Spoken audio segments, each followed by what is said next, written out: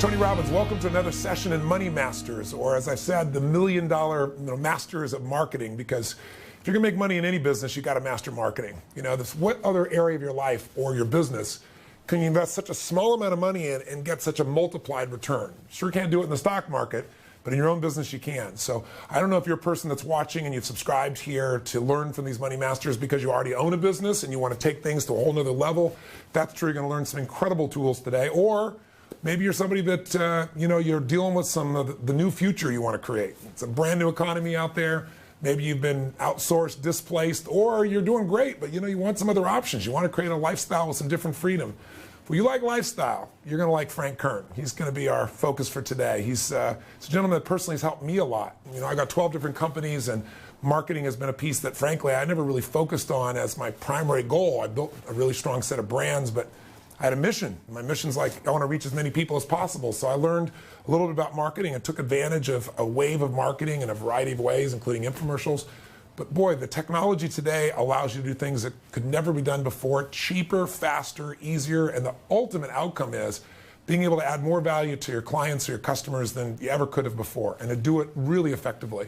And the man I'm going to share with you, by the way, what are his qualifications? Well, how do I try this on for size? Here's a guy that's made and built businesses and sold them in the marketing area, but he's probably got one of the largest records, if not the record, that I know of at least in the industry, and that is on the web. Through his marketing strategies, one company applied his tools and made $18 million in 24 hours. That's correct. Not 1.8, not 180,000, 18 million. So I think we should just get to it and meet the historic Frank Kern. That was awesome. Wow, man. Good to be with you, Frank. Yeah, it's great to be here. Well, you know how much I appreciate you personally. You're just fun to be with. You're a blast to be with, and you're brilliant.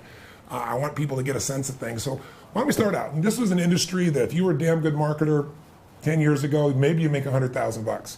Now you and an elite group of maybe half dozen or dozen guys and ladies out there, some of them are doing 8 figures, some of them are doing 8 figures in your case in an hour. Right. So tell us the story. I like to start out by people seeing where things are. First of all, you get to be cool and relaxed. You got your own unique style. People love your humor, but where did this all start? I know it started for you back, I think, in 99 or so. Where were you back then, and how did it get started? And also I want to hear, I know you went to one of my programs at one point early on, too. I did, yeah. So how did it start? Okay, well, I first got introduced to your stuff. So many of my friends have, we all have been, introduced to your stuff, and everyone saw the infomercial. Right. I saw the infomercial, didn't have the money, so I had to hit my stepdad up for the tapes. So I've always been entrepreneurial and had effortlessly ran many businesses into the ground. And I was in the middle of doing that when I borrowed some of your Personal Power 2 tapes from my stepfather and listened to them, and I was in one room of a single wide trailer that was a used car lot, and that was my office, and I was running a dog fencing business. This sounds like a story made up, but it's the truth, isn't it? And then, that was before I became part of Massive. That's right, I got it. So I'm in the back room of the single wide trailer, and the rest of the business is used cars, and I'm like subletting one room of the single wide used car lot to run this dog fencing business, with the little shot collars for the dogs and stuff. Are you telling me the truth? Is this a real story? Yeah, because you put me on so damn well. This is the true story. This really happened. So I was running that business into the ground, which, again, it's a lot easier than it would appear.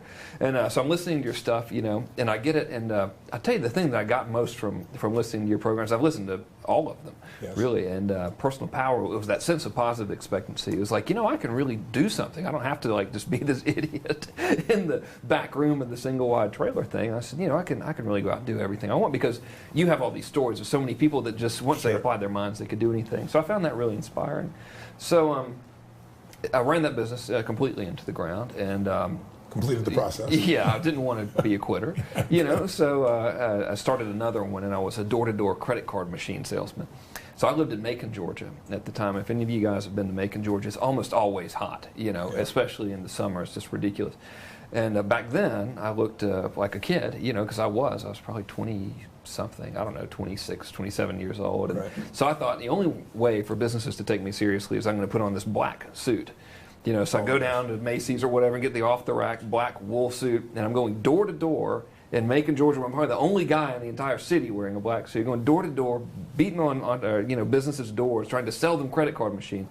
So here comes this dude, this sweaty, miserable guy in a black suit trying to sell you a credit card machine. So strangely, they didn't really want to buy that many credit For some cards. reason. Yeah, I don't know. They were weird. You know, some people don't understand. So I was like, this is awful.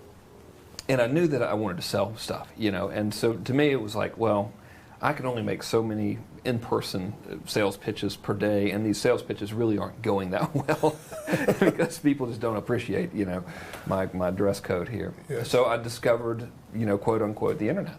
And the whole turning point happened when I saw an ad for a guy named Corey Rudel, who has since died, unfortunately, had a course that said, you can make money on the internet, and I'm sure everyone's seen this, maybe not that specific ad, but that you can make money doing X, Y, Z ads. Sure. And the first thing that happens is you say, this is bullshit.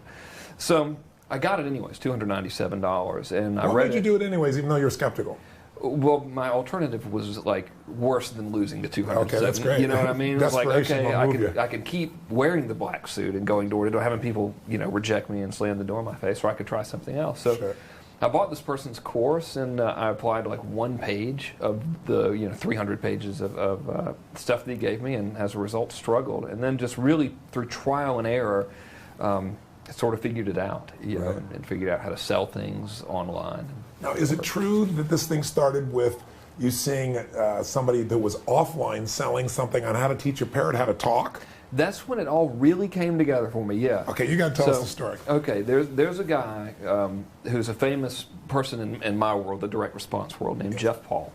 And I bought some of his seminars on tape, and this is, I don't even think I think if you bought them on CD, they were extra. It was like that long ago. It was like, okay, I'll get them on tape, So I get them on tape, and I'm listening to this guy's tape, and he's got someone in the audience, and the guy in the audience is saying, yeah, man, I'm doing really well. I'm publishing these print ads about parrots, and I'm selling this $300 manual on how to get your parrot to talk. And I was like, that's the most ridiculous thing I've ever heard. So naturally, I said, well, that's exactly what I should be doing. But I'm going to apply it to the internet. So my logic was, the process these people are going through with the magazine system was, someone's reading a magazine that's specific to the parrots, in this case. Right. They see the parrot ad, they call the number or whatever, and they buy the stuff, Well, the internet's just like that in many regards. So it's almost like a big giant classified section of the newspaper. Sure. In some respects, in other respects not. But for the business aspect of it, it is. So I determined, well, if people are out there and they're reading like magazines about parrots, and then they're going through all this trouble to write the check and mail it in and pay $300, I figured, well, I could just advertise online and sell a downloadable parrot course, and probably make some money without having to really do anything. So I did, and it worked. I couldn't believe it. There's a little tool out there, and I went to it. It was Yahoo.com's tool now. Now Google has a similar tool, but you can type in a word, and it'll show you how many people are searching for that word per month. So I typed it in there, and I typed parrot, and there were like 70,000 people a month searching for the word parrot. And I was like, okay, well, this is kind of starting to make sense, because if somebody has a parrot, they want the thing to talk, or some of them will. So I said, if I just stick my parrot book in front of these 70,000 people, I'm sure to sell a couple of them. Here's what I love. You didn't have a parrot book. No. Right? Yeah. And are you a writer? No. So what did you do? You just hired somebody to write a parrot book? I did, yeah. It's perfect. Yeah, I just, there was a website called Elance, which I don't use now I write all my own stuff now, but if it's something I don't know what I'm talking about, I'll get someone else to do it. Sure. And the Elance, I just went up there and I said, listen, I need someone to write a book on how to teach your parrot to talk. And the way I did it was I wrote the ad for the book, and I made all these promises in the ad, and I said, I want you to read this ad and fulfill as many of these promises as possible in the book, and then tell me the ones that are impossible so I can get rid of them. Right. And they said, okay, we'll do it. And the person was a contributing editor to one of the bird magazines. It was like a real person. Wow.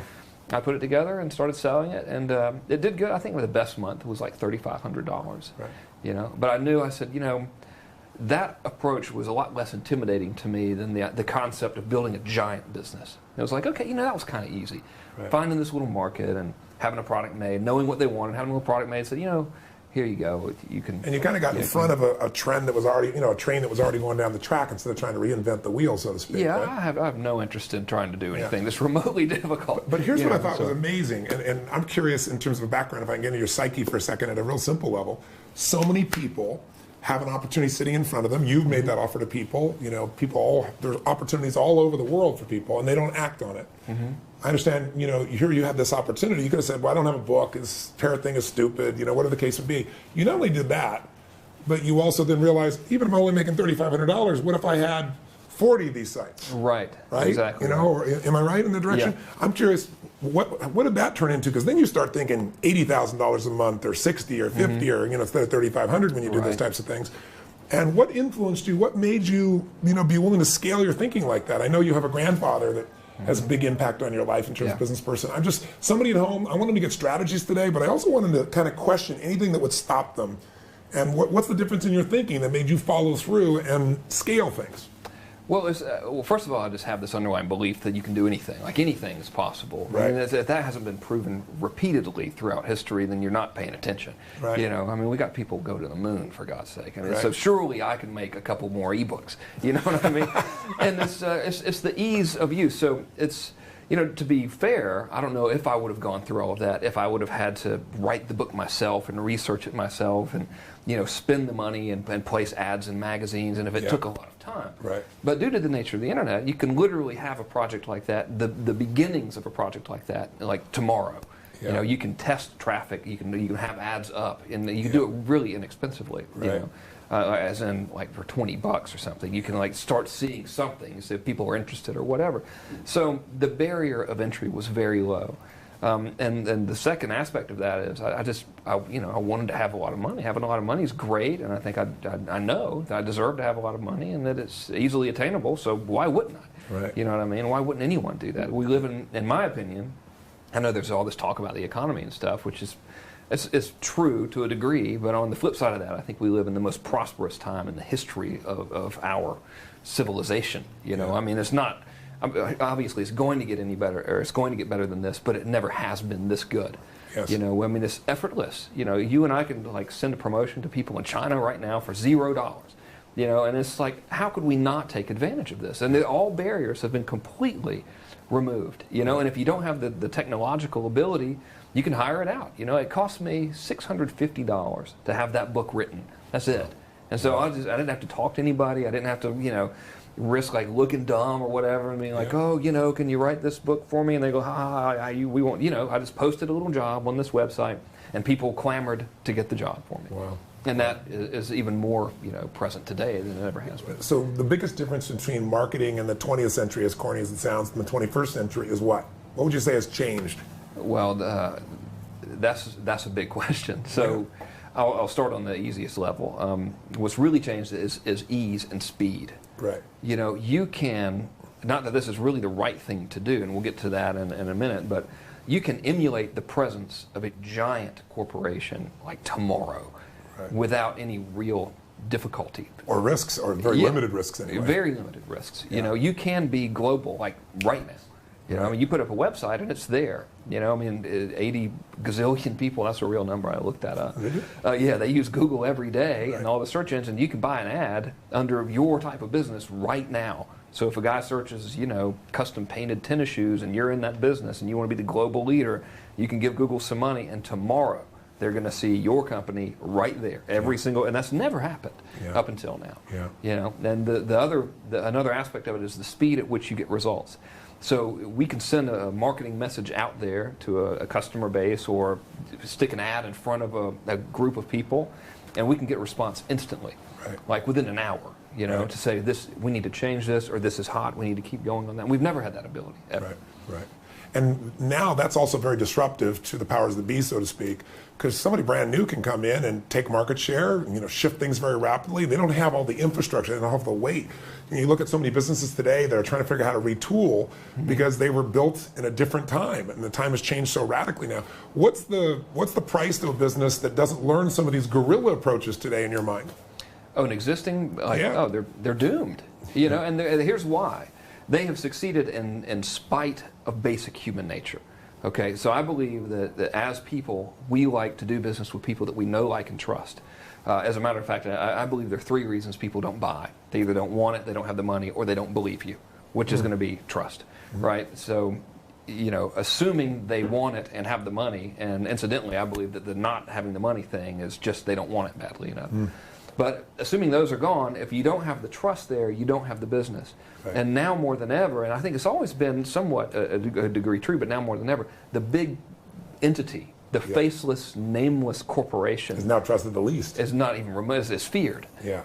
So to continue on down that path is just beating your head against a brick wall. It's crazy. And the future and the now is people doing business with people. You know, so companies moving from the faceless entity to really developing an intimate relationship with their clients, not having customers, really making them clients, really making them friends. Exactly. Friends is key, you know, and it requires a shift in the thinking of business, I think, to view their customers as their friends and to genuinely care. Right. You know, the image I get of old school business is a bunch of guys in suits drinking scotch in a boardroom, laughing and smoking. Right. You know what I mean? And that's gone. I mean, Right. you're not going to survive. Yeah. What's the new image?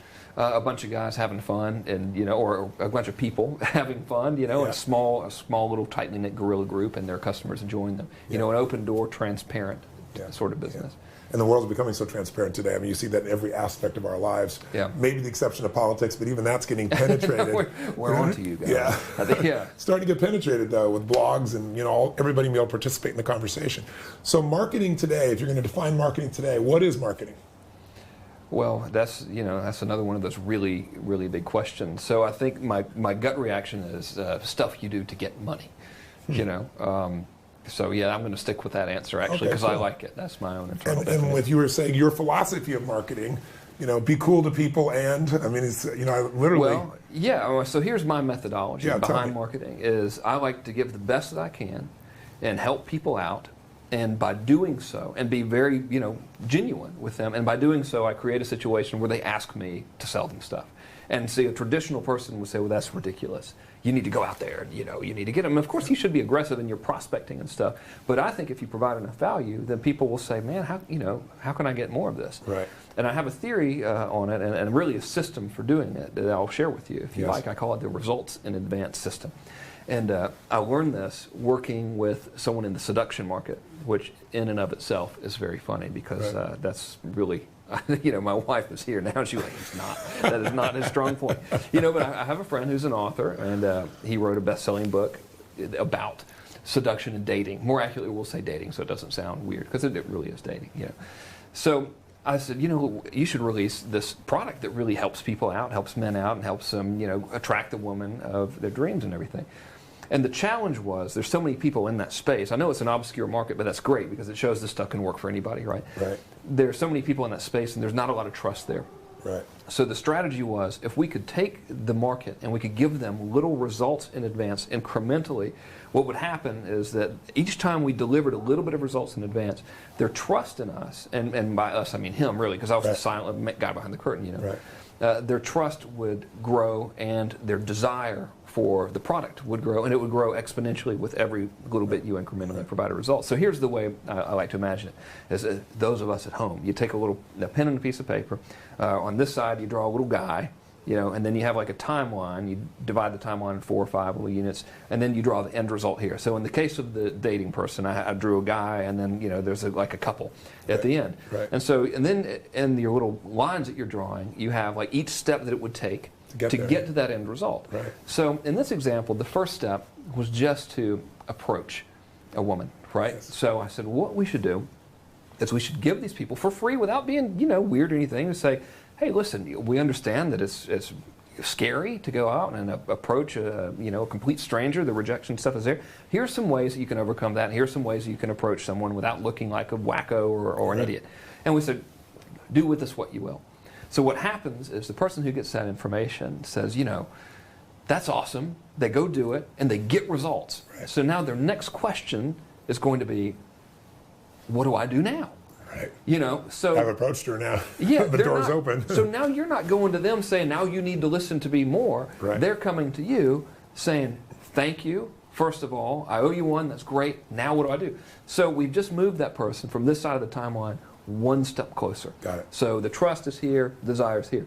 The next step is, well, you know, we understand that a lot of folks had great luck with this approach thing. Good job. It's not as scary as it seemed. They wanted to talk to you too, didn't they? Isn't that great? You know. Yeah. So here are some conversation starters that you can have without, you know, looking dumb, and so you can be cool. Give them that. They have the conversation. Their next thing is, how do I get the phone number? Next thing is, how do I ask her out on a date? Right. Next thing is, you know, what do we talk about and all that. So you deliver those little chunks, and by the time you're ready to sell them something, there is no selling them something. They're saying, would you please just give me all the stuff now? I'm sold. You know. Don't drag it out on me anymore either. You know, and I need the ready whole to go. solution. Wow, that's fantastic. So now you're no longer a salesman. Right. You know, you're one friend helping another friend, or in this case, thanks to the internet, a very large group of people. And you not only gain a lot of customers, but you gain like these raving fan type customers, you know, who really like you, who like want you to go like, oh, well, what are you going to sell us now?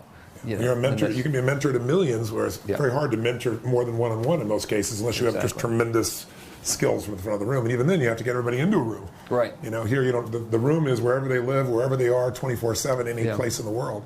So come back one step for me. When you made your success in the parrot business, teaching parrot to talk, blows my mind. You looked at that and you said, okay, maybe that business at $3,500 is a nice business, but if I want to do better, I understood that one of the things you did is you started saying, how do I get, you know, how many different kinds of pets are there? You began to expand. Tell me a little bit about what went next, because I know you built that into a business you sold. Yeah, that was a good one. So I started doing it with dogs, you know, and dating back to when I had the dog fencing business. Yeah, getting dogs to talk. And, you know, it's only weird when you start talking back, you know. So yeah, I was, you know, having been in the pet industry, and by being in the pet industry, I mean just unsuccessfully trying to sell pet containment systems. I'd worked with hundreds of dogs, literally, and I learned that dogs respond really well to positive reinforcement. So the way I was trained to train the dogs was, you say, listen, man, you don't go near this wire because you're going to get shocked. And then they get shocked and they'd freak out. And what I learned is that if you just like, instead of taking that approach, if you say, hey, isn't it awesome in here away from that wire, let's just hang out in here, they respond really well to that and they're not afraid. You know, and I know that's kind of a weird way to put it, but that was the experience.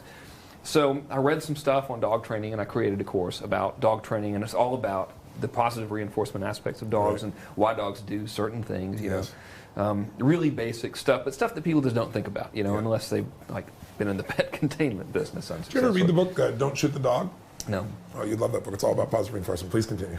Okay, so I said, you know, there's really, and again, I knew this from the perspective of having worked with so many dogs, there's not really any physiological difference and not a significant psychological difference between a Great Dane and a poodle when it comes to basic obedience training. When it comes to, you know, the dog is jumping on you because he wants your attention. That's so when you say down boy and you push him, you're just giving him attention and he's going to jump on you more.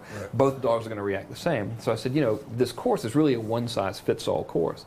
So I developed a system to where I could automatically create a different website for every breed of dog, of which there's 600-something breeds of dogs, and then get it all over the entire internet like that at one time. You know, so I just pressed a button, it was made. I placed the ads for every single breed of dog, and the next thing I know is, you know, it was $1 million a year business. And that went from, I think I started that business in 2004, and it did its first million in 2005. Wow. I think it's 2000, not that anyone really cares, 2005 or 2006. I get the years confused. Just don't do that when you get married. It's a little okay. But tell me seriously, you sold that business though? I did. Yeah, and so you kept it for a couple of years, and then and were you able to sell it for a multiple of, without telling me the numbers, were you able to sell it for a multiple? It was a very favorable exchange for both parties. That's good. That's good. You know. Well, the beauty is, the reason I bring it up is I think a lot of people, when they think about doing business on the internet, they don't think of a sustainable business. They think it's something very often they're just starting over. But, you know, you're really looking at how to create income for life in many cases. It's a different mindset. So maybe address that for us if you would. Well, the reason I started online was first of all, there was that pain of going door to door and selling. And what happened was, it's interesting how things come full circle. You know, what happened is I developed this belief that dealing with people is horrible. And I was like, I don't want to deal with anybody. People suck. Because I'm getting, you know, people are telling me to, you know, get out of here all day. So I create this system, you know, through what I told you about, these little downloadable information products, nothing fancy, and I create this automatic income stream where I literally have nothing to do. So I'm just sitting around, and and it's great. Now people watching will be like, okay, shut up, we hate you. But really, you know, it's like I would go to work and I would just sit in my office. I'd be like, why should we be doing something? You know, so I would, you know, sometimes I would interact with other people who were in the internet marketing space, and I'd start giving them tips, and I'd like really enjoy it, and I would look forward to the phone calls, and I figured, you know, I should be teaching this stuff because I really like it, and I do it anyway for free. So that's why I got rid of the dog business and then started teaching it full time. So it can provide you with, definitely can provide you with income for life for doing literally nothing, but it gets boring, is what I'm telling you. It's real, first of all, and it will get boring. So you might as well do what you love first. It's true. If you don't do what you love, you're going to be miserable no matter what. I've met so many people over the years, and I was at one stage in my life, I had the privilege as well, where you don't have to work. And what happens is people are happy usually 30, 60, 90 days, 4 months at the outside. And you start getting a little flaky. They're always calling the other friends and going, hey, want to go do this? And like, no, I got to do this, I got to do that. And we have to be employed. The problem is you want to make enough money you don't have to work. Right. That's different to not have to work than to not work. If you don't work, there's no sense of fulfillment. And maybe not work in financial sense. Some people do it in a nonprofit sense, but it's something you're passionate about. So what was it like when you were able to tell your wife you don't have to work anymore? That was a big one. And it was my grandfather. So when we started dating, he says, what does she do for a living? And she was a graphic artist. And I said, well, she's a graphic artist. And he goes, I would be embarrassed if my girl had to work. And I was like, gosh, everything my grandfather said was gospel. Been your role model, hasn't he? Absolutely. So I was like, well, okay, she shouldn't. Now, not that she should not work. Sure. That she shouldn't have to work, right? Yeah, exactly. So that was a major moving toward thing for me. It's like, I really want to make it so my wife doesn't have to work. And we both were very happy with her not having to work. At least. Yeah. Was it something that you believe would ever happen before that? Yeah, I've always, and largely in part, thanks to the stuff I learned from you earlier on, I believe you can do anything you want to. Right. Which is why I'm so adamantly looking at the people who are watching this saying, listen, I promise you can do this, because I understand it's probably a little bit strange for people who don't know me, saying, okay, there's this long-haired, very laid-back dude talking about making millions of dollars, not doing anything, and having it become like kind of a hassle. Yeah. So you really, when I tell you can do whatever you want to do, like you really can, as surprised as you may be, like I was, it happens, so you might as well go for it. Well, one of the, it's part of your style and part of what's true. You get to see, you get to surf, you love your little daughters, you get to be with your lady, you've got this quality of life, and so many people get into business. You ask them, why'd you get into business? And they say, for freedom, so I have more free time. And it's, for most people, when they start a business, I don't care what the business in the beginning, saying you're starting a business to have more free time is like saying, I'm going to have a baby so I can have more free time. Sure, okay. But in this business, what's different is how many employees, without revealing the tens of millions you do, maybe we'll talk about the 18 million an hour, talk about what you've created, but how many employees do you have?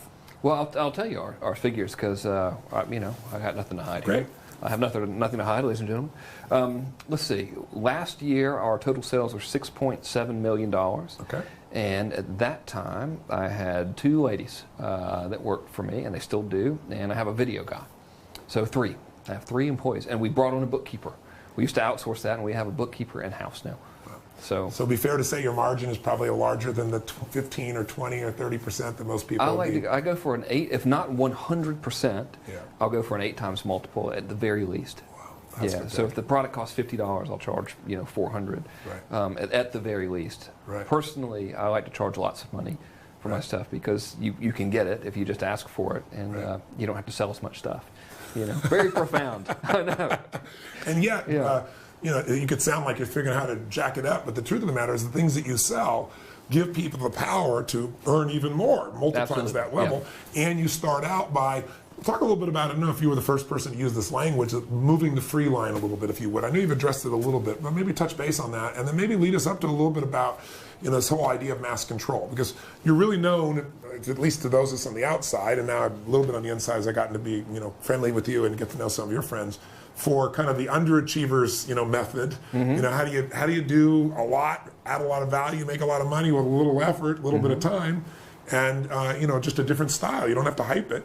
Right. And you're also really known for the mass control model that businesses use and individuals use. So maybe tell us a little about the free line and tell us a little bit about your philosophy of how you build that energy, that makes people ask you to buy and want to buy from you. Because I think you're the only guy I know that has people that wait online for the moment which they can buy a product, like lining up wherever they are in the world so they can purchase that thing before it goes off, so they don't have to wait another 6 months or 9 months. I mean, I don't know anybody else that does that besides you, Frank. So maybe they have more sense to just let people keep buying stuff. Who knows? I probably could have done 20 million if I'd just let them keep buying, and not taking it offline. Well, so moving the free line was definitely not my idea at all, and I thought it was ridiculous. And I am eating crow as we speak.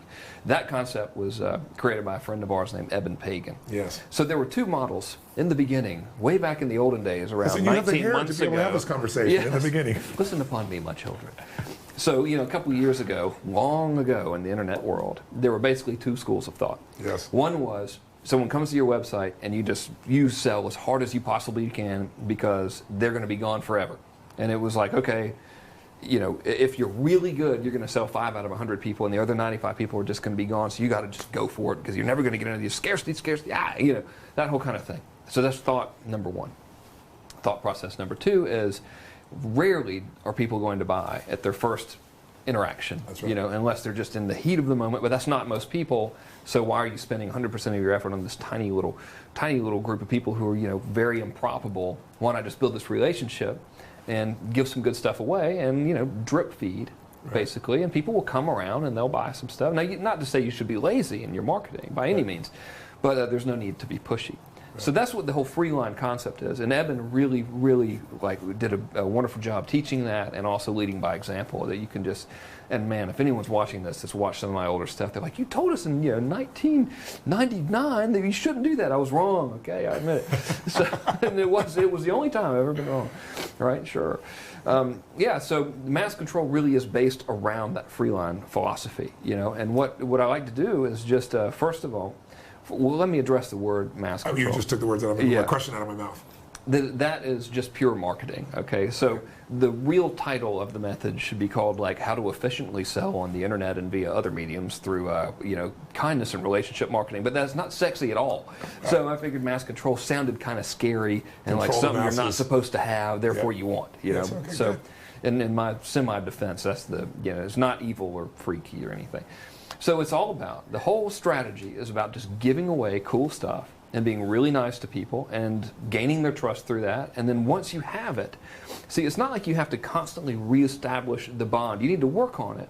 Right. But once that little switch is flipped, you've got them, and you have a raving fan. So it's really about creating raving fans really quickly and then turning that trust into sales repeatedly. So not just one time, but a constant following that is waiting for you to release more stuff. Because the hardest part of any business and the most expensive part of any business is getting a customer, unfortunately.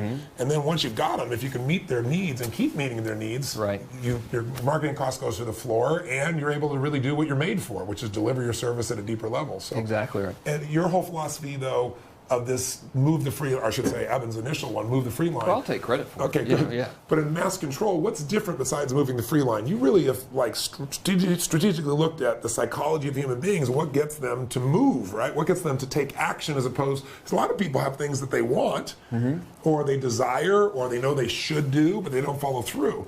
So part of my life study has been the same thing, but you've really made it a science on how to take somebody in that online environment and build the energy in them to where they have to take some form of action, or at least they're much more likely to. Tell us a little bit about that. The first thing you have to understand is the context in which they're using the internet. So, and this is where lots of people in business in general drop the ball, but especially online.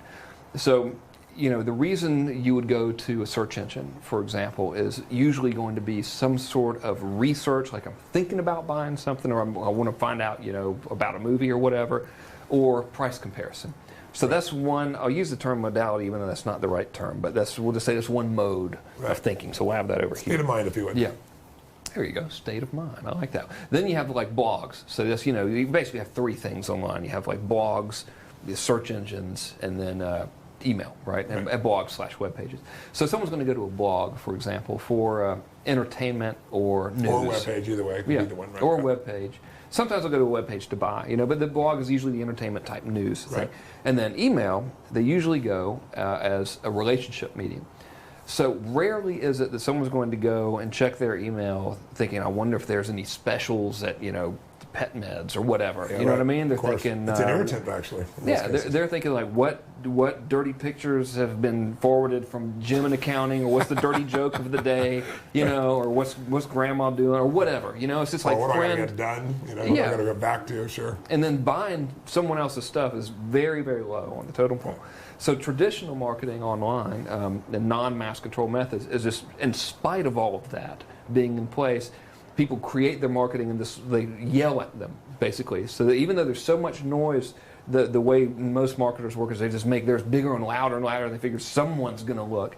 And by sheer volume of communication, we're going to get a few, and that's pretty good. Because if we talk loud enough to enough people, some people are going to buy our stuff. Right. Whereas mass control takes all those different contexts of usage into account and crafts messages specifically to match for the kind of state of mind you're in at that stage. So it aligns with your nature at that moment. Basically. Aligns with your nature at that moment, exactly. So it's very, very under the radar.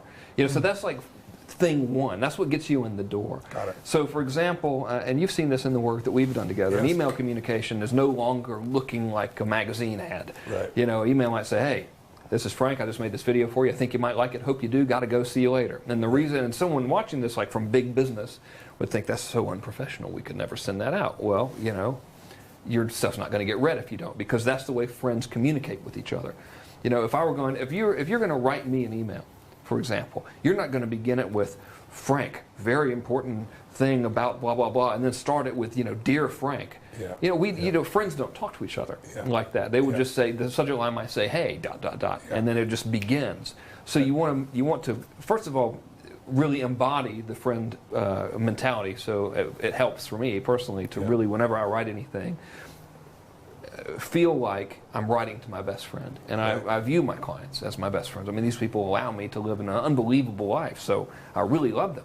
So I let it come through. But that's how you should write, and that's the way that you communicate. Blogs are the same way. Blogs and web pages. The old model is they're here, let's sell them.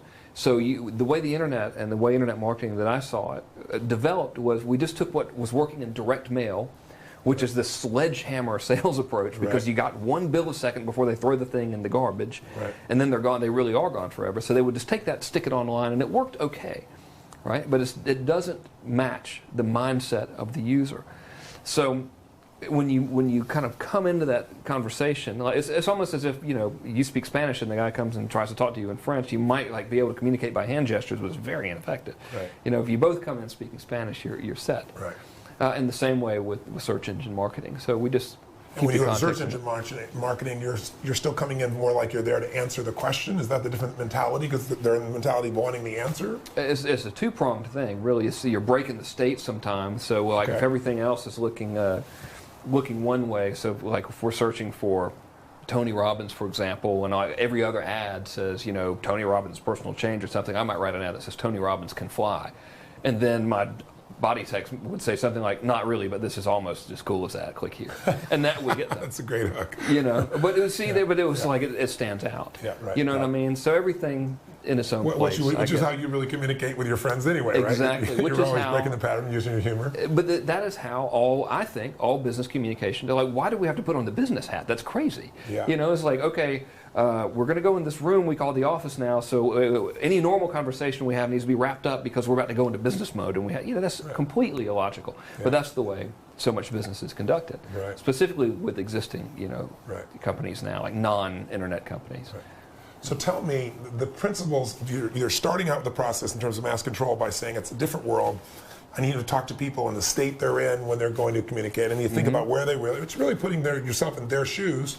Secondly, I need to really know and feel, not just know intellectually, but feel that these people are my friends. I have privileges in my life because I'm able to serve them, and they give me the privilege of purchasing my product or service. That produces a different emotion in you, right from that quality, right from that place. Get rid of the old business hat as you thought it was and get into the relationship connection business. Now, how do I take that and start to, and this is why I think one of your greatest tools, or at least what I've seen, is your ability then to move people down that line. Like you talked about, moving them from that one stage where the archetype was guys trying to approach somebody to, wow, he's got his family. How do you move them into action along the way? Because you're really good at amplifying those actions. Can we talk about some of those strategies in mass control that might be appropriate? Yeah, all comes down to empathy. So you have to know who they really are and what they really want to be. So within the mass control thing that I teach, we have this thing called the instant empathy exercise. And it's in depth, so we won't go through the whole thing here. But essentially, you come up with a name for one single person who most embodies your prospect. Okay. And you identify what his biggest or her biggest fears are. You talk about what they do for a living.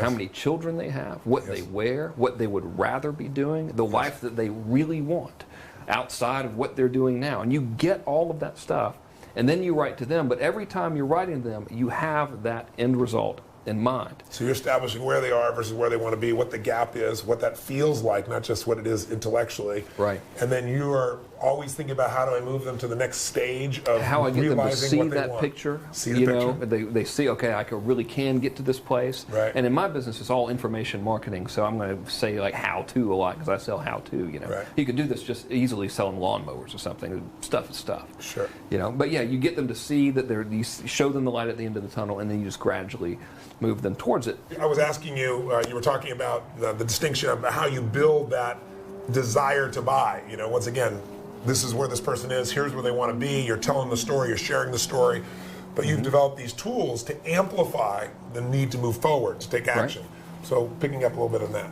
Okay, so it's founded, first of all, on the fact that they want it. Right. Right? So I have this belief that if you want to create money, you create desire. So one say it thing, again. If you want to create money, you create desire. Exactly right. Desire meaning in your clients and your customers. Is that what you mean? Yeah. So if you can make someone want something really badly, then they will buy your stuff. And you really can't make somebody want something they don't want at some level. No, and I don't like the use of the word make, but that's what came out. It's clearly on the tape. If you can inspire someone to want something really badly, they will buy it. Of course. And that sounds really basic, but so many people just think, well, here's a traditional business owner, and I've made this mistake anyway, is I'm in business, I've built it, therefore they will come. Right. So I'll put out these ads that have my picture on there and a logo with a slogan. And it's like, and I think the slogan will be something really catchy and believable, like best selection and lowest prices. And people are just, that's complete crap. Yeah. So what I do in the process is, first of all, is I get them to believe me, and I do that just by being authentic, Right. And that means if there's a flaw somewhere, I bring it right to the light and say, hey, you know what, I really like this. Now, it's not going to be for everyone because of this flaw, but if you can live with the flaw, then it's going to be for you. I mean, they're going to find out anyway. There's no point. By doing simple things like that, though, your level of trust is significantly enhanced. That's true. Right. And then I do the results in advance thing, so the trust is there, right? And I create desire. And just to remind people, meaning you're giving people real value. You're able to try it, test it, it works, and so they want more. And it's a logical progression. So the logical progression is very important. Right. So if back to the dating example, if we would have given advice on like, here's what you talk about on your first date, we would have lost 90% of the market because they're trying to get to the first date. Well, that's great, but how do I get to approach somebody? Yeah. Right. So the progression is crucial in that thing. So I build desire by showing the end result. I know, and in my own business, embodying the end result. So this goes back to how it's very important that you have the empathy for your customers and you know what they want, who they really are, and where they want to be. I'll tell you a story. I was given a speech in Orlando last year, and in my mass control course, we go through this instant empathy exercise, and I showed them some of this stuff, and I showed them the results that happened when I did it. I said, my prospect, my molded cookie cutter prospect, is a white, middle-aged, 45-year-old male who sells insurance, who's married with 2 children, his kid's driving crazy. He makes $65,000 a year, and he would really rather be doing something else so he could spend more time with his kids and actually enjoy being a father instead of feeling running ragged. And I said he wears, khaki pants and brown loafer shoes and a short-sleeved button-down shirt. So, and this is, you got to do this. It sounds like you're like, what in the world are we talking about? But this is what, if you want to really sell to someone, you understand them. And you know their needs and their fears and their hopes and their dreams, and you use that whenever ethical, and you can do so accurately and with integrity, you use that to make the sale. So I'm in Orlando, and I'm recapping this thing. I say, so telling about the instant empathy thing, I talk about Bob, the guy. I get off the stage. Guy comes up to me. He goes, how's it going? I'm Bob. You hit me right on the head. I'm 45 years old. I'm married. He sells insurance. He makes $65,000. He goes, the only thing you got wrong is my kids don't drive me crazy. I said, good. That's great. Cool. So it really works if you do it. If you say, okay, I'm just going to play full out, to use your language, and do it, then it works. So if you can understand where they want to be and embody that and show them that light at the end of the tunnel and give them good content, then that desire is escalated. Right. And when I say embody it, I'll use my own business for an example because that's the one that I know best.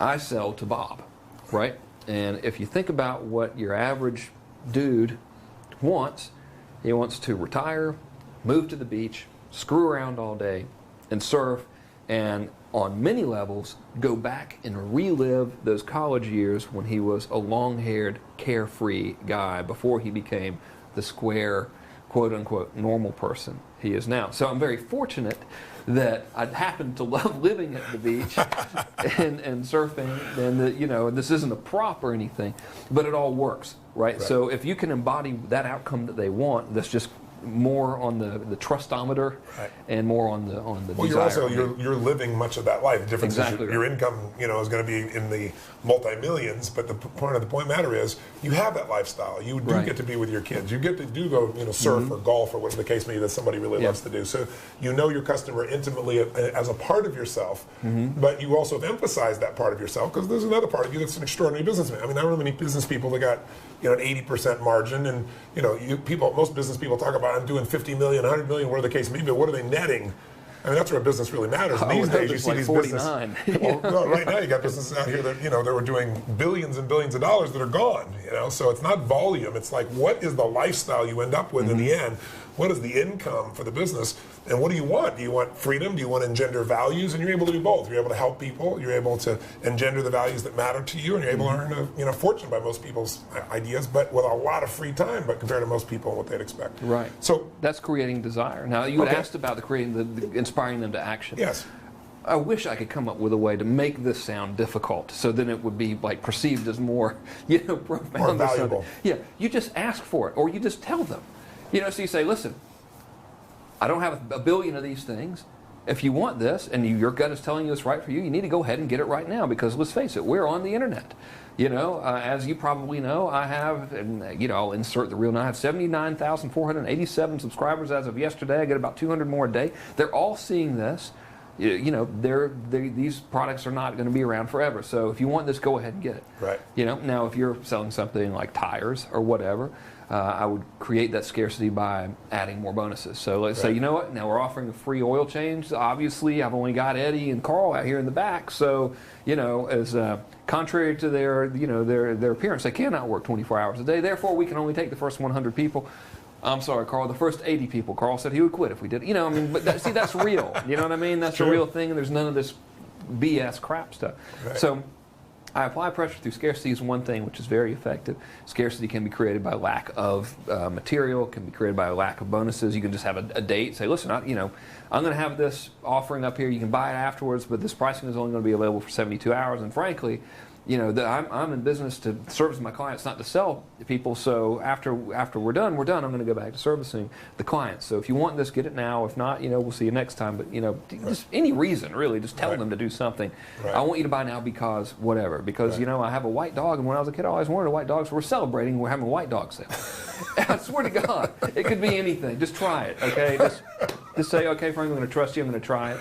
You know. So that's one thing. Another thing, and you're willing to do all these things, to be fair, Frank, too, because you know your product is extraordinary. You know if you get it that you have almost an ethical commitment and integrity to find any way you can get it to them, as long as it's honest and sincere, because you know what's going to happen when they get it. Yeah, I have gone so far as to jokingly, and I again view all of my prospects and customers as friends. So I'll send out a marketing message and say, you know, I was endorsing someone else's product. I said, you really should buy this, not only because it's good, because really I'm going to make a lot of money if you do. And I think I'd like to buy myself some of those big gold chains like the rappers had in the 80s. And I had no desire to buy those, but I got to tell them why. And I figured, you know, they know I'm going to make a commission, so I might as well make a joke out of it. So anything that you say, as long as it's, you know, you have their best interests at heart and you're not lying or making stuff up, you know. A reason to tell them to buy now is sufficient, and a lot of people don't do that. So, you know, the flower shop down the road that says we're having a special. Okay, and who cares? Yeah, exactly. You know, so there's that. Another strategy that I have that's my favorite thing ever is called stacking the cool. Stacking the cool. Stacking the cool. Only you, Frank, could come up with stacking the cool. Well, it took a long time. You know, sitting on the beach thinking about this. Like, what do we call it? Stacking the warm? No, the cool. The cool will work great. So I like to think I'm a towards person, you know. So I studied you, and you've got the pleasure and pain thing. And one mode of selling is, you know, you twist the knife and stuff, and eventually the pain is so great they'll buy you. And that just freaks me out. Me too. And I was like, I don't want to deal with that. So I figure I can't sell to everybody today. And you know, you probably experienced this or know someone who has. Like, you want to go get like a new Honda. all right, or whatever. You go to the Honda store and you're like, yeah, you know, and you look at it and you're like, I just don't feel like buying it. And you still want the Honda, you just didn't buy it for whatever reason. You just had to go, or just you were getting weirded out being there, whatever it is, you know, and you say you go home. Most prospects are going to be like that. It's just rare that we get that sale the first time for whatever reason, and who cares? So obviously this is going to be a silly example, but this is what stacking the cool is. Now imagine you're in that situation and the Honda guy calls you back the next day and he says, Tony, you know, thanks a lot for coming in yesterday. I just wanted to let you know that today only, for some weird reason, we got this new sales manager and he wants to make a good first impression with the owner. So everyone who buys a Honda today is going to get a Porsche 911 Twin Turbo. Go figure, but that offer ends at 6, so I figured I'd tell you, you know, I hope to see you. If not, cool, I'll see you next time. The cool has been sufficiently stacked for step one. Yes. The way you continually stack it is you just keep adding cool stuff. By the time, you know, the prospect makes his buying decision, he's like, I don't even care about the Honda anymore. I just want to get the, you know, the Porsche and the Lamborghini and the plane that they're throwing in, as well as the mansion. You know, so I know that's an exaggerated example, but that's how I do it. You know, so I just take advantage and say, well, the more I give, I'll get it back eventually. I'll just keep stacking stuff on. Right. And you've got a time frame for them to take advantage. Obviously. Absolutely. Critical to that. Yeah, and it can literally, I mean, your time frame can literally be like, listen, I don't feel like having this open forever, so I'm just going to do it for 72 hours because I you know, I don't want to have to get like 8 million phone calls about it. Right. So can I give you some business examples then? Ones? Let's look at some industries that are really in a tough place, and let's think about some creativity for them. And if it's unfair because they haven't given enough time to think about it, we'll pick another one. But let's look at car dealers. I was reading the other day, I've seen these car dealers getting bailed out by the city that they're in because the car dealer is so much of the tax base for some of these small towns. There's one out in San Bernardino County that I was seeing was happening here in California. So car dealers are in huge bad shape. You look at people in the real estate business that are in such difficult shape. You look at any core business that right now is saying, man, I'm starving for customers. I got customers, but they're not active. And I know this is one of your expertise. They're not alive right now. They're hanging on to their money. It's not that they don't love our product. They're good customers for us. It's just right now they're scared. You know, the world's changed. We're in a different season right now. So you can do well in any season. You've proven that, and so many people have. What would you say to that business owner right now that's saying, damn, I got to figure out what the hell to do. The phone's not ringing. People aren't responding. The old marketing we're doing isn't working. What would you say to them right now? Here are the first 3 to 5 things I would do to get things turned around right away. Okay, first of all, I'd tell you that you're lucky that the traditional marketing is failing you, because it's going to fail you eventually, and you might as well just go ahead and get it over with, and now you can start doing it the right way. And say why? So, well, because the riches generated from the right way and the bond that you have with your customers is so great that once you experience it, you're like, this is unbelievable. And then you get in a situation where you don't even have to really actively sell. You can say, hey, we got some stuff. And they're like, oh, come on in, it's great. Right. I mean, I think the real way to make a lot of money is you find out what people want and then you give it to them. I mean, that's pretty simple, but it's like, well, okay. It's the parrot example. So, you know, you want a hamburger? Okay, hang on a minute. Here, it'll be $5. Right. So here's what they could do. We'll start with the car dealer, because I had family in the car business, and I was a car salesman for a while and was horrible at it. Right. Because they made me do all the lame car salesman stuff. In the car world, and like so many other businesses, it's all the same marketing. Okay, I actually took the best selection, lowest prices from so many car ads. Right. So every car dealer on Sunday has the full page, full color, $10,000 ad that looks exactly like everybody else's, that says best selection, lowest prices, which the consumer has been seeing now since before I was born. Right. You know, so they're like, oh, okay, well this one, you know what, honey, Martha, today I think they really do have the best selection, and today's the day. And I can tell because they've used Times New Roman size 3 font, and according to my Nostradamus handbook of car sales, today's gonna, hell no, it's not happening. So I think they should face the problem head on. So if I was a car dealer, first thing I would do is I'd send a direct response letter, 32, no, what's postage now, 48? I don't even something know. Cents, whatever, less than $1. Actually, a letter, an 8-page letter is going to cost you about $1 to mail with all the stuff, So if you got 11,000 customers or 12,000 or 1,000 or 100 customers, first thing I would do to get money tomorrow is I'd send them an offer in the mail. And I wouldn't make it look like a slick brochure. It would be saying something like, Dear Bob, I'm crazy about Bob's today. Dear Bob, I guess you've seen... I like your tan pants. Yeah, I like your tan pants. You know what? I guess you've seen all the tales of doom and gloom on the news. Well, we want you to know that we've got your stimulus package over here at, Crazy Eddie's Used Cars.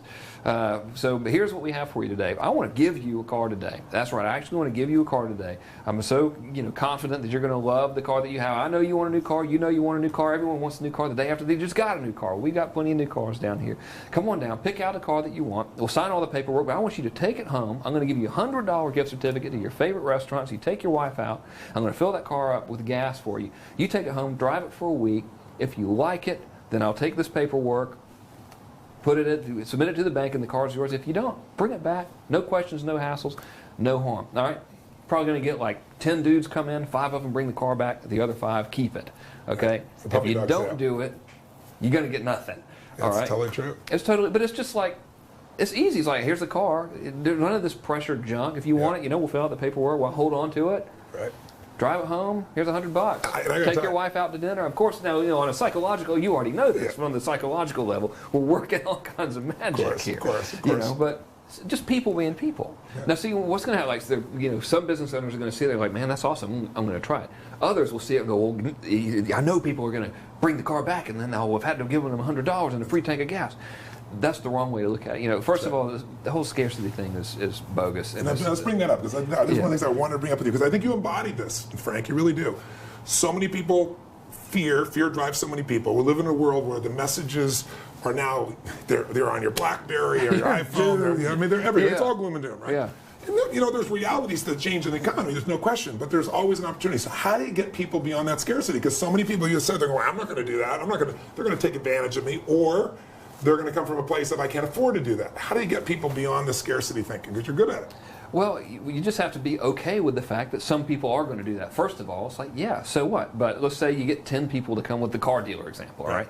You get 10, you send out let's say they send out 1,000 letters to their customers, okay? And then we'll come back to the scarcity philosophy, but I want to address the business person who's just like watching this going, I just want to make enough money to pay the bills next month. Like, hurry up, right? So you spend $1,000 sending out the letters to your customers who already know, like, and trust you and have demonstrated they want your stuff. In this car example, it costs you $1,000 max, right? And that's like if you use really fancy paper, all right? So now you're in it for $1,000. Let's say 10 people come in and take you up on it, all right? So you have 10 cars on the street. Let's say your average markup per car is $2,500. Actually, I think that is the average markup for a car, or it was. Who knows now, So now you have $25,000 in potential profit on the street. It's costing you $100 in these gift certificates. Right. So you spent another $1,000. So now you're in it for $2,000, and let's say it might have cost you $500 at max to fill up all 10 of those cars if you use like super gas or something. So you're in this whole thing for $2,500. All right. If everybody but one person brings the car back, you're at least going to break even, right? But you're probably, in offers like this, you usually can figure on about 60% of the people keeping it, and unless you're you, and we've tested some of these offers with you, and like everybody keeps the stuff, which is great, but for most people, it's about 60% no matter what. So you're going to profit either way. You just have to be willing to reverse the risk. See, we get caught up in scarcity too, but our prospects also get caught up in scarcity.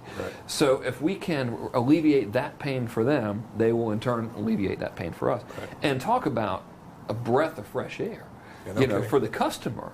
In this particular, you're kidding me? You're going to give me a car and $100 and like be cool to me? This has never happened ever. I'm going to go tell every single person I know. And now you got viral marketing. Now and then the next step to that, and I promise we're going to get to the scarcity thing in a minute. I just don't want to lose my frame of thought here. The next step to that is now you can start putting instead of having the ad, the full color like idiotic ad that everyone else has, you can have an ad that says local car dealer loses mind, gives away car, and pays people to drive them. That's great. And then staff reporter, Bloomfield Street today, Bob Jones has gone completely crazy and has decided to give away cars. Yes, you heard me correctly. He's giving away cars and paying people to drive them as part of his new Life is Great sale. Whatever. And then now you got something people are paying attention to, and you got a reason to act, So there's that. Now, the scarcity thing. I just believe there's more than enough for anyone. And I learned this at your thing, Unleash the Power Within, which was such a great thing from just a personal development thing, as from like me watching someone really communicate well. It was unbelievable, masterful.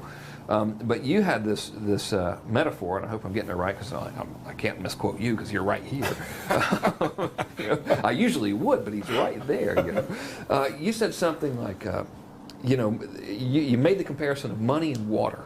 And you said that if you have to go to the ocean and get 400,000 gallons of water, you're not going to be freaked out that you're going to drain the ocean. Yeah. You know, their only task is going to be like, well, I just got to keep going back and back to the ocean. Eventually, then it's going to get a bigger bucket. Right. You know, and that really hit home to me because it was like, you know, there really is no scarcity of money at all. So we see this stuff on the news, and people are saying, you know, well, the money's gone, the money's gone. The money hasn't gone anywhere. Yeah. It's not like the evil money fairy has come and taken the money away. You know, well, it's December 24th. We're going to come get the money, and we're going to abscond with it and bury it in a cave in Mexico, and they'll never, you know, no, that's ridiculous. This money's just flowing around, like literally just going all around. You know, so if your scarcity, if your fist is closed, it cannot receive. That sounds good. I didn't come up with that. I wish I had. You know, I don't know who did, but really, that was a good one. But you know what I mean? If you're freaked out, you're not going to get anywhere. It's just if you come with a thimble, what are you going to leave with? No matter how big the ocean is, right? Exactly right. So there's, and it's been demonstrated time and time again. There's absolutely no shortage of money.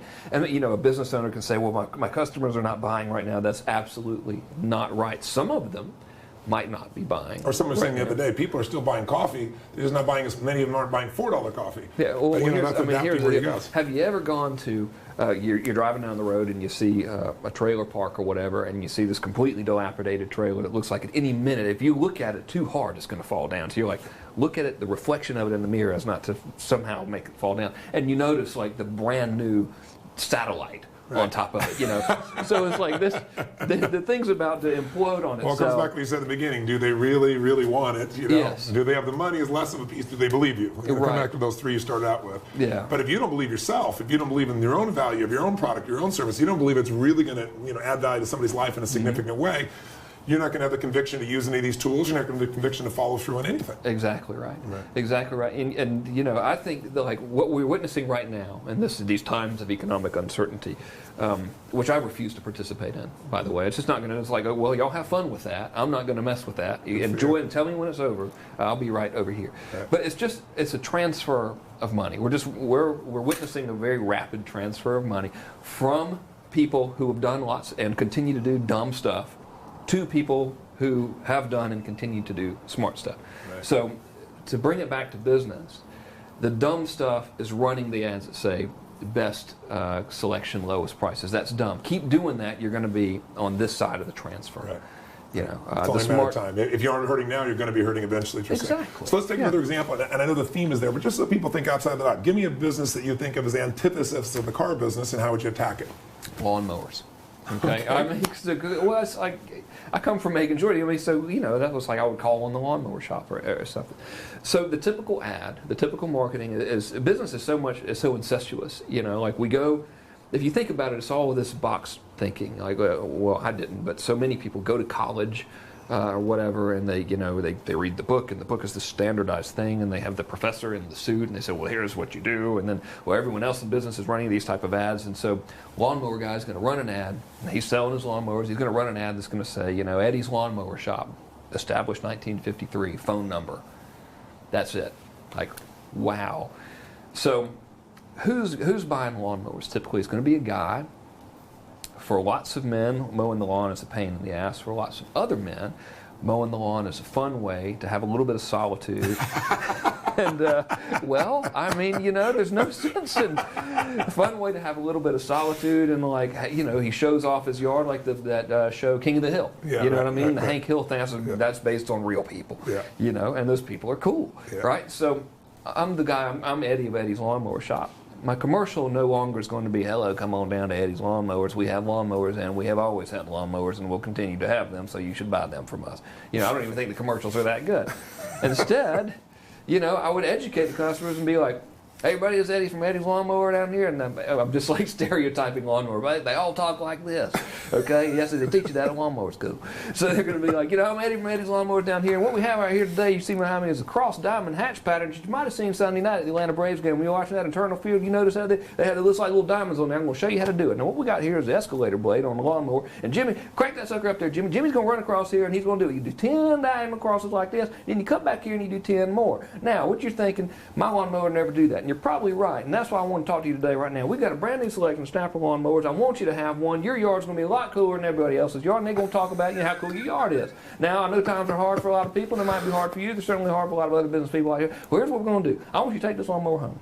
Do what I've just told you to do. If people don't come over here to your house and tell you that you've got the coolest looking yard and ask you how you did it, I want you to bring that lawnmower back. I will give you a case of Budweiser right now. All right, so just come on down and see me. Now, I'm scared they're going to run out of beer. So I'm going to have to end this offer Monday afternoon at 7:30. The end. But now you've got the whole thing. You're really scaring me. The depth of you understand about lawnmowers. I got to tell you that, bud. I've cut your southern roots are coming out, baby. But you know what I mean? So it's really a message to market match there. But it's a reason you engage them. So a big part, to tie it all back into mass control, and what I've learned from you, a big part of all that's a major pattern interrupt. Yeah. Right? So I will attempt to define what the pattern interrupt is, in regards to what we're going on here. You do it, but you also do it, and you use humor. There are many ways to break a pattern, but you use humor so often, but a warm humor, not a humor that's biting usually, which is really there's wonderful. No fun in that. Yeah, I mean, please continue. So the guy's watching TV, okay? The Eddie's Lawnmower Prospect is watching probably the baseball game that was mentioned in the aforementioned commercial, this fake commercial, right? And he's like, oh, it comes a damn commercial in there.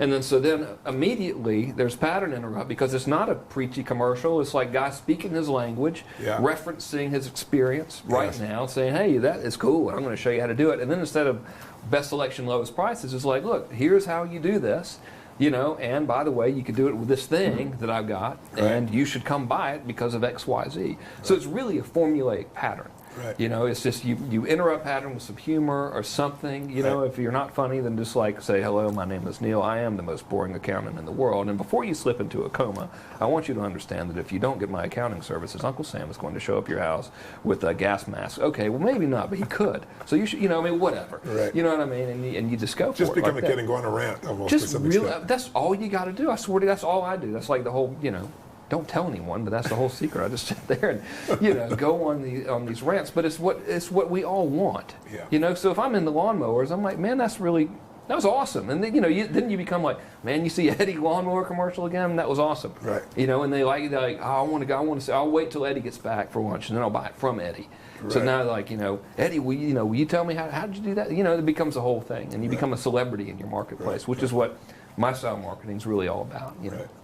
Tell me, what somebody's brand new, they don't have a business yet, they don't have a product yet. We kind of touched on it by showing how you did it with the parents, but give us the action plan for that person. They're sitting here right now watching and go, okay, this is wonderful, and I'm entertained as hell by Frank. This man's funny as hell. He's making a hell of a lot of sense to me. I really want to have my own business, or I really want to have a new source of income. I really want to have some freedom or some choices. Maybe I don't want to give up what I'm doing. Maybe I'm doing really well at what I'm doing, but maybe I'd like to have something on the side of that. So a new product, a new service. They don't yet own a business. Give me the first 3 to 5 steps. What do they do? Well, I would strongly advise going into the information marketing business, which translates into Kernese as selling how-to stuff on the internet. Why? Why would I do that? Why information versus other items? Well, we're in the information age, apparently. That's what someone said, and it had sounded really good. But so many people are online right now. Why do you get online? You don't get online to manifest a doorknob or something. You want to read something. You're getting information.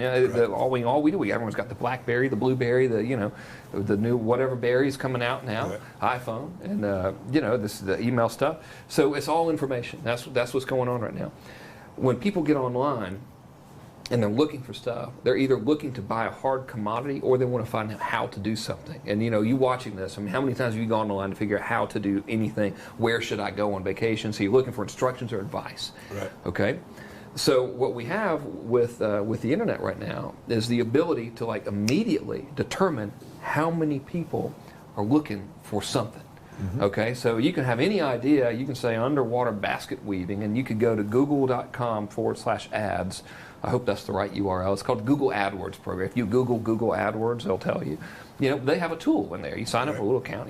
It's free, and they've got a little tool. You can type in a word. It'll tell you how much search volume can be expected to be gotten from that word, which means here's how many people, based on us, the biggest search engine ever, are looking for that thing. And that's but we've never had that. Right. We've never had it. So you can go, and let's say you have a passion, and let's say your passion is ballet instruction, all right? Or let's say it's even more obscure than that. It's how to run an efficient ballet instructional business because you took ballet and your teacher was dumb, but you know the right way to do it. It doesn't matter. All right, so you can go to this little tool and you can type in ballet instruction. You might see that 40,000, 50,000 people are searching for that every month.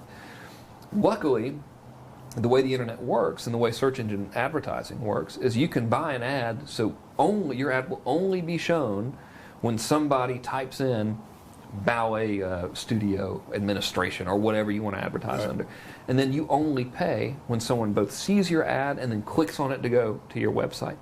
So this is the equivalent of going to your local for a regular business, quote unquote. I guess now we're the regular business. It was an old school business, going to the television station and say, listen, I'll be happy to buy a lot of commercials from y'all, but I only want to pay you every time someone comes into my store. It's unheard of, but we can do it now. So you only pay when someone comes to your website. So what happens is you've got this, first of all, that you can literally create that whole scenario, set up an account and buy ads for starting with $20, and you can have people come into your website tomorrow.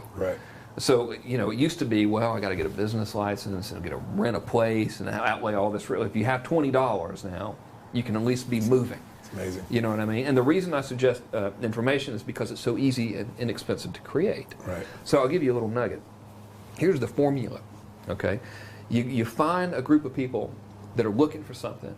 You find out what they want in terms of information, and then you give it to them. So let's say the parrot example. And parrots, I've been teaching this for years, so everyone's doing parrots. Don't go do parrots because there's too much competition. You know what I mean? It's my parrot business doesn't exist anymore because I taught everyone else how to do parrot. But you go to parrot thing and you determine that all these people were searching for parrot information. And then it'll show you related terms they're looking for, and you can find out a large majority of them are train parrot to talk. So then you might not know how to train a parrot. I certainly don't. The birds actually make me a little nervous. They really do freak me out. I don't want you get that parrot away from me, man. That thing's, have you seen the beaks on them? They're huge. So you can go to a website called guru.com. And you can post a job on Guru. And this is reverse eBay. So you go to eBay and you sell something and people, you go to Guru and you say, I want to hire an expert to interview on the topic of parrot training. And then all the parrot experts will say, you should hire me because this, this, and this. Here's a sample of my work, blah, blah, blah. It costs usually, when you negotiate the fee with them, the last time I did it, I actually showed my cousin how to do this. He went on to make $3.8 million in his first 24 months, by the way. But the first thing he did was went to Guru. He got an expert to interview for $200. So, okay, I'm going to interview you on the telephone. The way you come up with the questions to interview the people with is you look at everyone else who's selling information products in that marketplace, and you see all the big promises they make, and you turn that big promise into a question. So if your competitor's big promise is how to make your parrot talk and sing Mary Had a Little Lamb in 3 steps or less, you say, hey, how do you make your parrot talk and sing Mary Had a Little Lamb in 3 steps or less? So you got 10 you competitors. Reverse engineer. And it takes an hour. So then you get on the phone with the person and you say, hey, what do you blah, blah, blah, and they say, well, here's what you do. And you record that conversation. You can use a service called freeteleconference.com. I think it's free conference. Just type in free teleconference online. They'll record it for you and everything, You have it transcribed. Now you have a book and you have a downloadable audio file. So you've got yourself a multimedia audio product or multimedia information product, which you're not guessing. See, I don't want to guess. I don't want to tell anyone to go gamble. You know what I mean? Because it's scary. I understand. If I had to do business like the old way, where I hope this works, I'm going to go get a job or something. That's horrible. I wouldn't want to do that either. But if say, okay, 70,000 people a month are looking for this. I can buy them coming to my website for a quarter or 30 cents per person. If I'm selling a $100 course, I don't need that many people to come before I make a sale. I can work it all out. And if I know they're buying this, this, and this is what these other people are promising, I can create a product that delivers that promise, and I'm good. That's awesome. It's really, really easy. I almost wish we could make it longer so it would sound harder, so people would believe me. They'd be like, oh, well, of course. Well, yes. Well, I forgot about the reverse, reverse elbow scratcher technique you have to use, or what, but it really is totally that simple. You just go and check it out and do it. That's awesome. Frank, tell me. At this stage of your life, what is it that lights you up most, and what is your passion now? And if you're looking at your life and saying, what else is I want to do with my life? You've lived such a diverse life, such an amazing life. What is it for you now? Man, that's a tough one. Well, I'm kind of having a really good time now. So I noticed. Yeah. So I'd like to surf more. I'm the 9th worst surfer in the state of California. I'd like to move up to like the 15th worst, maybe 20th. That'd be good. Worst. Yeah, that would be good. Professionally, I really, really like meeting someone who is in the position where they had the job that they hated, and they tried this stuff out, and oh my God, it worked. Yeah. You know, because what I think I do at the end of the day is I give people freedom. You know, it's not about money. I mean, we're really, like, you watching this right now, you know that you want to make money for some reason. Right. And for lots of people, it's I want to make money to get away from the stress that's trapping me, or I want to make money so I don't have to live a life of misery, you know, going to a job that I hate. I mean, can you imagine? Yeah, so many people live like this. I mean, you know, I have a tremendous amount of compassion for them, but so many people, and there's a statistic like 80% of the people or something don't like their jobs. You know, and they wear black suits and walk out totally lame. You know? But you spend, like, I don't know, whatever, 70% of your conscious time at a job that you don't like. Yeah. And then your life is gone. That's 70, like the other time you're asleep, so we're not going to count that, you know. So 75% or whatever, your conscious waking moment, doing something you don't like, I can't imagine that. So to know that I help people get away from that is really big. You know, That's very really cool. big. Very cool. Well, you've been amazing to be with. I have something that I wanted to share with you because you know, Frank, you're one of the rare ones. You're totally sincere. You've got a heart of gold. You're funny as hell.